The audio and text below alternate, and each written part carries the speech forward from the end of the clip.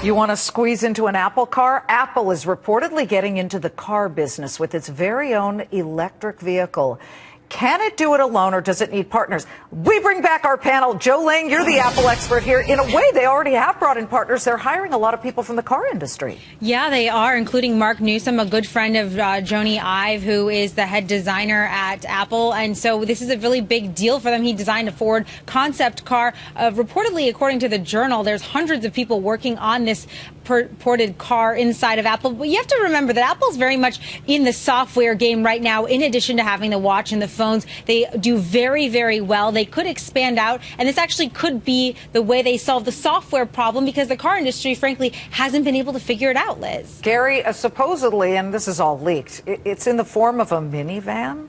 What? Apple, what are you thinking, right? I mean...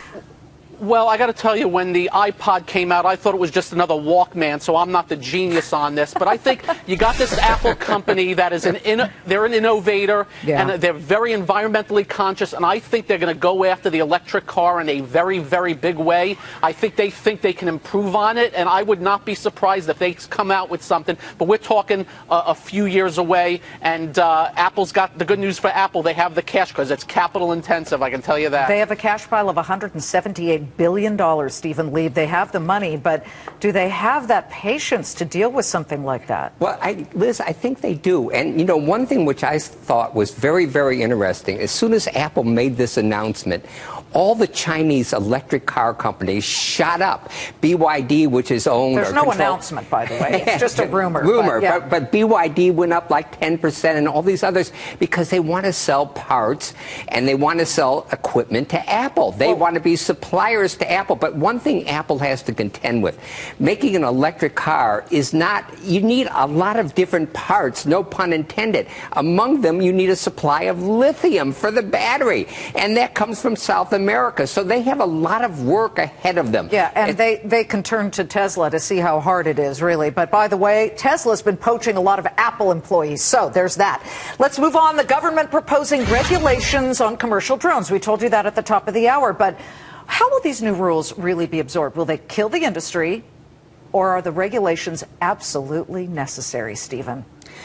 I think some regulations are absolutely necessary. Every industry has them. Right, but a uniform regulations across the industry is ridiculous. I don't think that's what they did. They did some for the smaller ones, where they said you have to be within eyesight of the thing you're operating, and then there are the commercial ones. Right, but even for the commercial ones, there's a difference between a race car driver and somebody who wants to go up to Lime Rock and try out his Porsche for a day.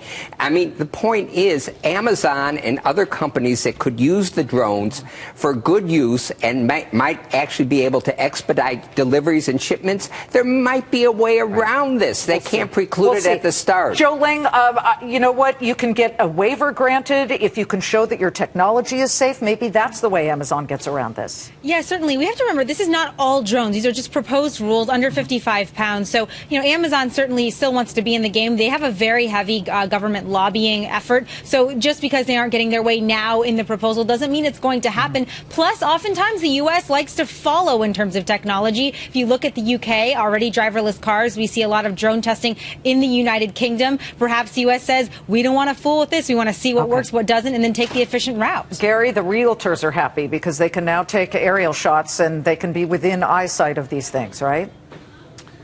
Yeah, and look, there are 70,000 pages in the Federal Register. I'm not for more, but I got to tell you, when you have something weighing 50 pounds going 100 miles an hour, I don't need that coming through my window. So I don't mind regulations, and then you can come back off the regulations as companies prove themselves. And I like the word waiver. If companies show that they know what the heck they're doing and are safety conscious, I'm all for it. I mean, everybody has to be subject. Hairdressers are subject to regulation. Great to see all of you. Gary Kaltbaum, Stephen Leeb, and Joe Ling Kent.